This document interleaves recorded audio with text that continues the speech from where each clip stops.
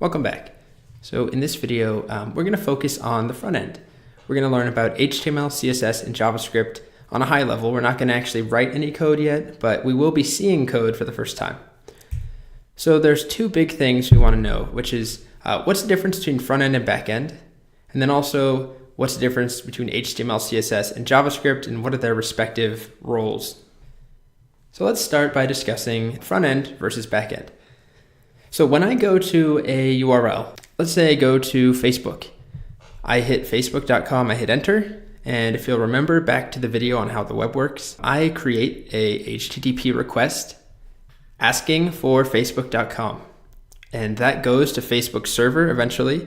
Facebook then decides what page to send me back. So in the case of Facebook, it needs to figure out what images, what stories, how many likes they have, what friends I have, what posts are at the top, all my settings, my profile pictures, all the stuff that pertains to me. And then it sends it back to me, sends me HTML, CSS, and JavaScript, and my browser displays that for me. So this diagram here kind of explains the difference between front end and back end, where everything that I get back and that I see in the browser is just HTML, CSS, and JavaScript. It's just the tip of the iceberg, but it is what my browser sees. It is the front end or the client side. It is constructed by the back end. Everything else that happens, all the logic, figuring out if I'm logged in, figuring out who my friends are, what photos I have, what posts I've posted, how many likes they have, all of that comes from the back end or the server side logic. So you can see there's a lot more here. The technologies, there's so many choices. On the front end, there's not. It's always HTML, CSS, and JavaScript. On the back end, you've got different languages like Python, PHP, Ruby, JavaScript actually, which is what we're gonna use. There's different databases. You've got Postgres and Mongo and CouchDB and MySQL and SQLite, and there's so many choices. So it's a little intimidating. We're gonna definitely talk a lot more about the back end when we get to that unit. But for now, just remember that the back end is what constructs the HTML and the CSS that is sent back. So let's take an example here. One of my favorite restaurants in San Francisco is called Lazy Bear. Here's the restaurant page. This page is always the same. I mean, it could be changed, but in order for it to be changed, the developer has to go into the HTML and manually change it. So basically, I refresh the page every time. I get the same homepage. I get the same frequently asked questions, the same contact us page. That's not a bad thing, but it doesn't need to change. It's just a restaurant web page. However, the Yelp page for Lazy Bear is dynamic. It does change. So anytime a new review is written, it's going to show up here. Every time, and let's say in this case, let's rate it 5 stars. I write a review. Well, Yelp will probably reject my review, but if I wrote a review, it would show up here. Things are dynamic. They're happening at all times. So I could say, oh, that was a useful review. That was a funny review. And those votes that I've added are stored in a database. Something is happening. I'm interacting with this, and it is persisting. So if I refresh the page, now it's different. Not very different, but whereas before I didn't think this was funny, now it remembers I thought it was funny. So basically, the point is, when I go to this page, I ask for this URL, Yelp doesn't just always send the exact same thing back. It's gonna figure out, okay, is the user logged in? If so, we wanna put his profile picture up here. Has he voted on anything? Yes, okay, let's make sure that we highlight it correctly, change the color, don't let him vote again, and so on. And then it constructs HTML, CSS, and JavaScript, and it sends it back. So another example of a page that is definitely dynamic is Google News. Every time I refresh, almost every 5 minutes something changes on here. Whether it's the weather over here, NFL scores, these are live updating. Maybe it's the news story, there's breaking news, something changes. This is very, very different every time. However, this is always the same. So again, the difference is two things. One, static page versus a dynamic page. Both of them are web pages. Both of them are HTML, CSS, and JavaScript coming back. But one is going to change based off of some sort of server-side code, something on the back end. So I also like this analogy of a restaurant. So if you imagine you go to a restaurant, you sit down, let's say you order a steak. When you order that steak, you're making a request that goes back to the kitchen. The kitchen prepares everything for you. That's sort of the back end.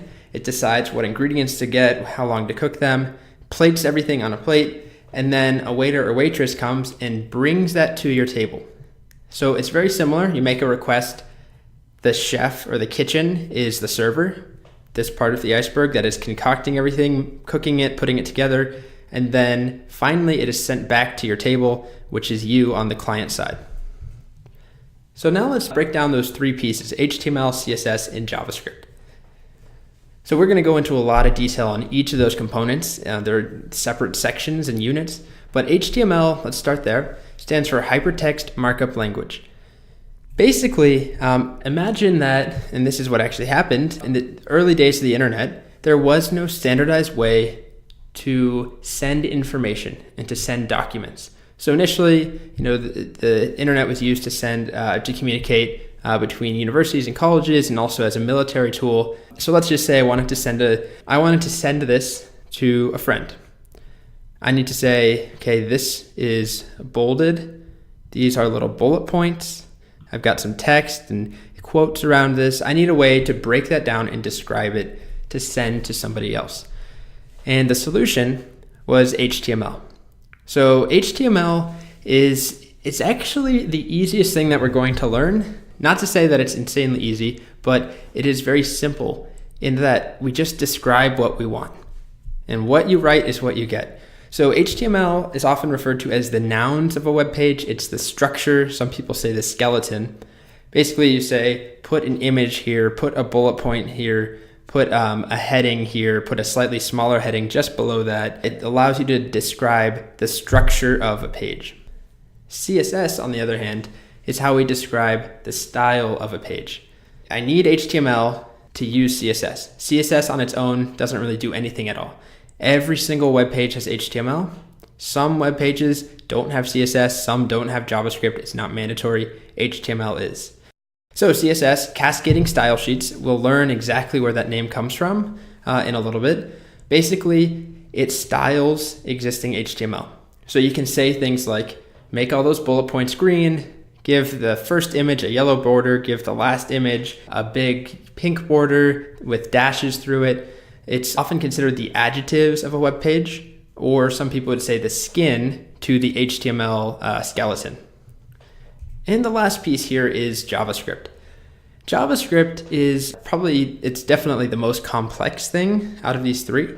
It's how we add logic and interactivity to a page.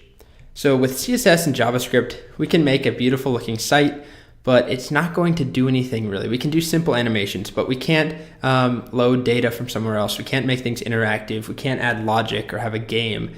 With JavaScript, we can. Some of the examples I have here are do some math, change color when the user clicks, load new data from Twitter, get the current weather or the current NFL scores. If HTML is the nouns, CSS is the adjectives, then JavaScript is the verbs or the actions on a page. So I have this all wrapped up nicely in a CodePen. So CodePen is a wonderful site. We're not going to use a whole lot, but because we haven't really started writing HTML, CSS, and JavaScript, I'm going to use this as an example. And what this does, it lets you just write simple pages in the browser. So we don't have to use Sublime Text. We just write it in the browser, and I can share it with you very easily. I have three sections, HTML, CSS, and JavaScript. Again, the code itself is not what's important here. It is the concepts. So let's take a look. And I'm going to actually get rid of my CSS. I'm going to get rid of my JavaScript. And you'll see what we're left with. Plain black and white structural material. I'm specifying my content. So these are my words. And I'm wrapping that content in specific structural elements. So an H1, and again, this is one of those times, don't worry about the specific syntax. We have so many videos ahead that are going to go into detail on each one of these. But basically, this is saying make big text right here. This is saying make a list and make an individual list item that says make me a bullet point, and another one that says make me another bullet point, and then make a button that says make me a button here, as you can see. So on its own, that is just the structure. So now let's go add our CSS back in. You can see what I'm doing here. I'm saying make the H1, which is here, make it purple. So we could change that to be green. And it changes to green. And I'm also saying make the button have a border, have a background color, and a text color of white. So we can change that to be green text color.